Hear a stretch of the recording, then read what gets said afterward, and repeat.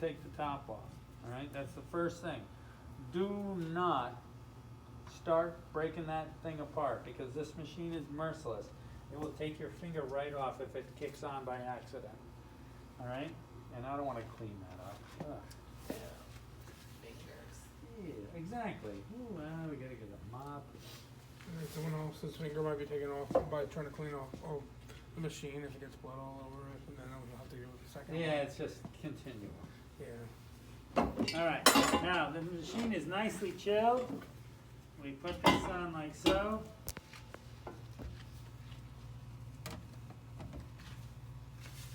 I hand tighten the bolts, and then I use the wrench. When I tighten the bolts, just snug, not crazy tight, nice and snug. You don't have to jump up and down on it. When you take this apart, you undo those bolts a little ways. You don't have to take the bolts all the way off. You just spin it and pull it off. All right? Relatively easy. Well, it's heavy. You always keep this tub underneath.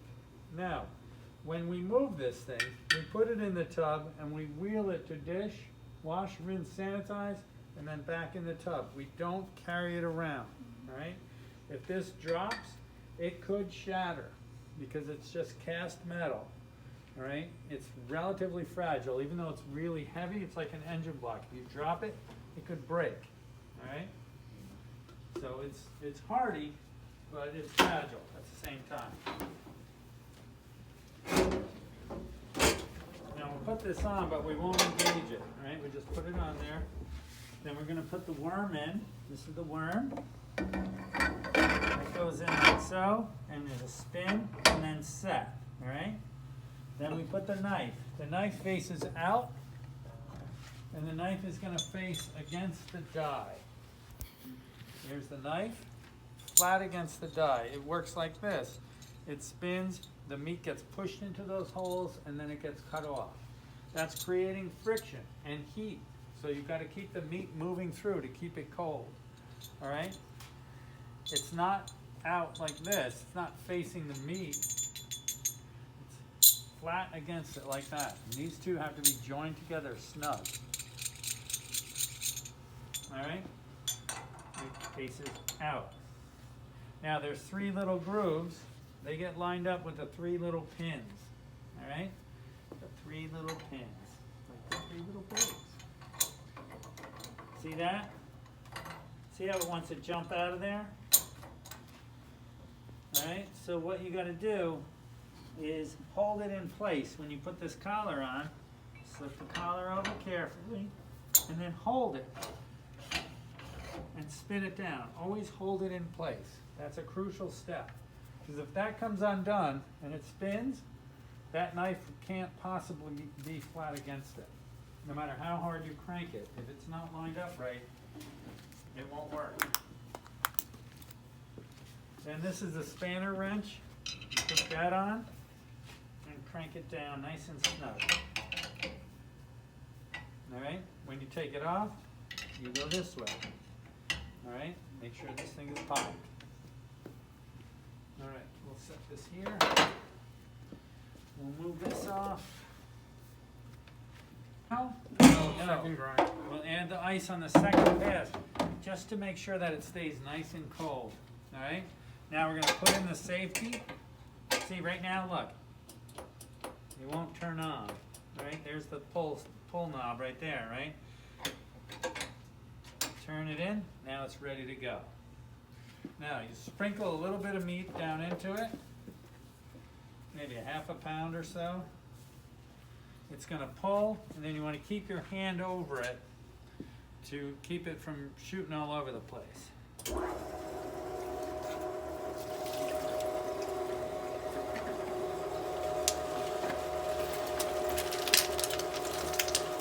It'll go through pretty quick. So keep pushing the meat down through. Don't stuff the whole hopper full though.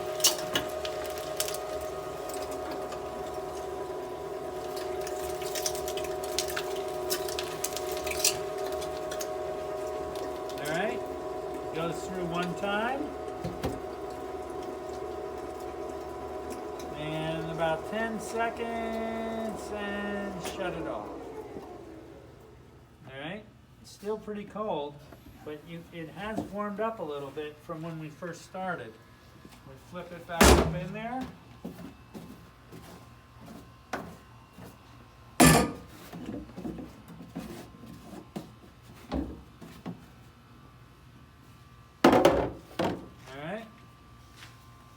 You can mix it a little bit now, but you don't have to go crazy. Just mix it around a little bit. Fat mixed with lean, and then throw the ice on top.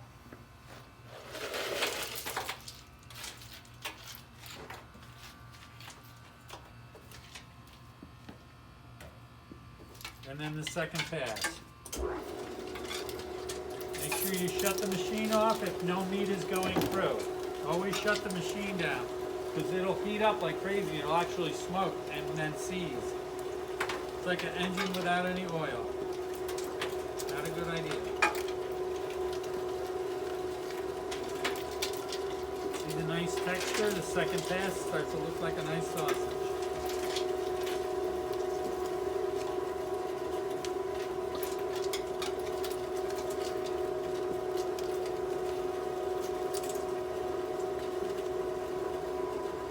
Bit, couple seconds, and shut it off. All right, now there's a little bit of meat that's caught in there. So what you're going to do is take another little handful of ice, drop that in,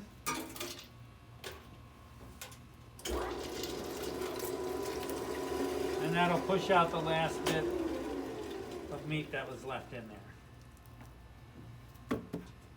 And then the next team, it'll be nice and chilled for them and ready to go. All right? It won't hurt to have a tiny bit of extra ice.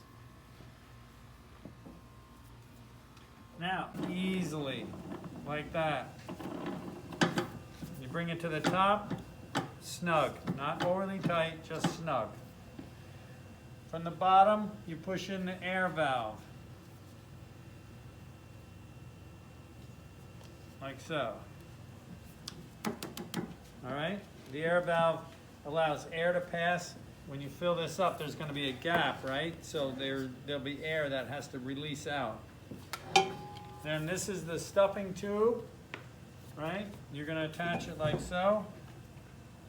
When you go to clean this, at the end, you're going to take a steel and push a paper towel through with a steel, right, to get all the stuff out. And hot soapy water, and then dry it with the steel and the paper towel again. A clean paper towel, not the same one. Yes, Not an old sock. What would happen if we use the same one after? I wouldn't know. Spin this on nice and tight, but not overly, just snug. None of these parts need to be over tightened. All right? And then this is the O-ring. We'll slip this over like so. All right? So when we take this all apart, this air valve comes out, the O-ring comes off, you bunch it together and roll it off like that. Right? Then you undo this. All goes to dish. This does not go in the sink. All this does though. All right? Word to the wise, this thing right here is covered with mineral oil and metal. So if it gets on your coat, it will not come out. The stain is very bad, all right? Don't let that stain get on your coat, okay? All right. Now we're gonna load the cylinder. Make a big meatball. Push the air out. Oh. Push the air out. And then throw it in there. Like literally go like that? That much force? You just have no back. You do not want any air in there. So yes, with force. Throw it in there. Push out the air.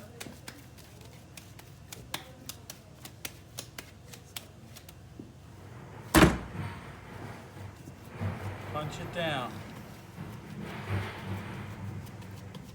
should fill this thing about halfway. All right, get it nice and flat. Ready to go. Now you tuck this in, bring this up a little bit. Tuck it in like so. When you go to undo this, you got to crank it down a little bit before you can undo it. All right, don't try to force anything. Nothing should be forced. Now we crank this to the bottom.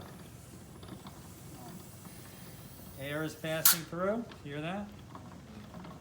Should be no resistance. Very little resistance.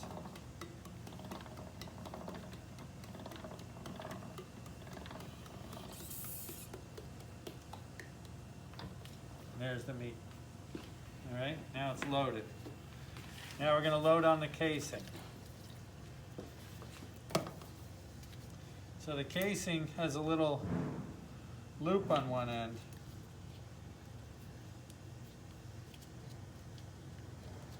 There's like a little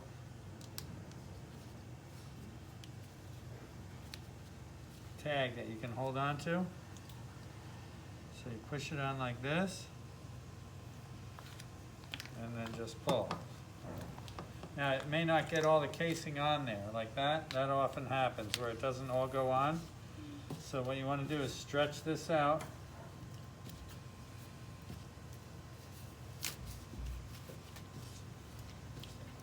And pull the casing over. Make sure that there's a little bit of meat coming out of the end. All right? If there's no meat coming out, it will sometimes grab and it won't go on easily.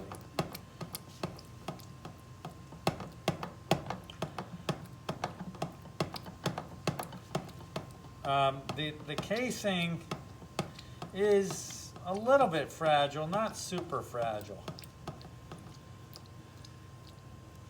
So you bring it out to about 4 inches from the end and then tie it off. Make like a balloon knot. And then it's like making a balloon animal. You're going to fill it, but not overfill it. You know what I mean? You're going to fill it so it's snug, but not overfill. I bring it, see how it's all the way down there? I want to bring it to about 1 inch from the end. About 1 inch from the end, and then crank it.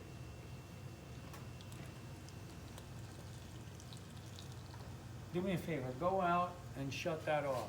Or just take the pan off and shut it off. You don't have to take it out of the pan, just shut it off.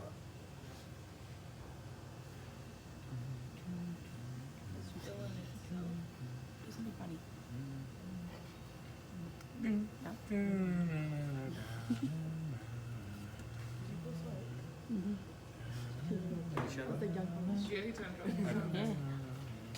All right, now, when you're cranking it, you got about 1 inch, just hold it with 2 fingers like this. So it fills, but not overfills. Go slow, back it off if you have to stop it, and then push to the table. If it pushes to the table with a little resistance every 4 inches, you're good. If you can't push to the table, you've overfilled. If it squishes right down to the table really easy, you're underfilling, all right? So if you overfill, can you? If you overfill, you just pull a little extra casing off and then go like this, Okay. all right? Like a tube of toothpaste. They still have toothpaste tubes? I think they didn't replace They with don't have Wi-Fi. electronic dispenser that shoots it into your mouth when you're No, sleeping? now we just have Bluetooth. I don't use that. You know why? It wastes my battery on my phone when it's on Bluetooth all the time. And not only that, I don't know. I'm not talking to anybody. And I pull this off a little bit, and then I cut it. All right, now I push this casing on, and the next team can use that same casing. So now I'm going to crank this up. Whoa. Thing pulled out. That's crazy.